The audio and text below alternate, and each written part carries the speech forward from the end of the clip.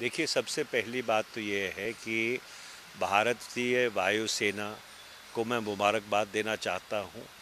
ख़ासकर हमारे जो कर्मी हैं, जो anti missile, anti drone, theatre defence system को क्रियान्वित करते हैं, उसको चलाते हैं, कि पाकिस्तान के जो नापाक इरादे हैं उनको उन्होंने नस्ते नाबूद किया है।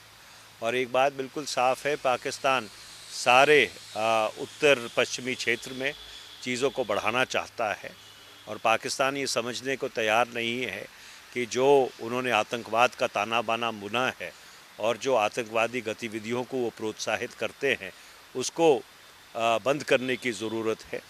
और अगर पाकिस्तान इसी राह पे चलता रहा तो इसका खामियाजा फिर पाकिस्तान को भुगतना पड़ेगा।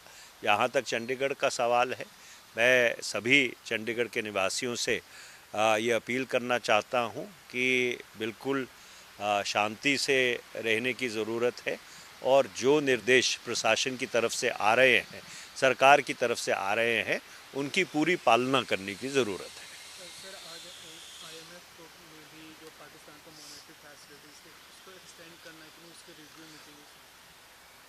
Well, later today, the International Monetary Fund would be meeting in Washington, D.C. to consider as to whether to give additional monies to Pakistan.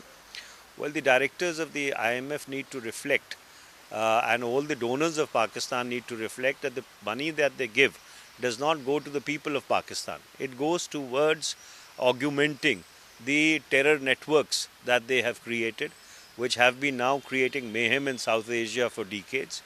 So, under those circumstances, what the board of directors of the International Monetary Fund and the other donor agencies need to sit back, take a deep breath, and reflect upon is whether the money which they are giving to Pakistan, if it is going for terror funding, are they also not in some manner complicit in what is happening?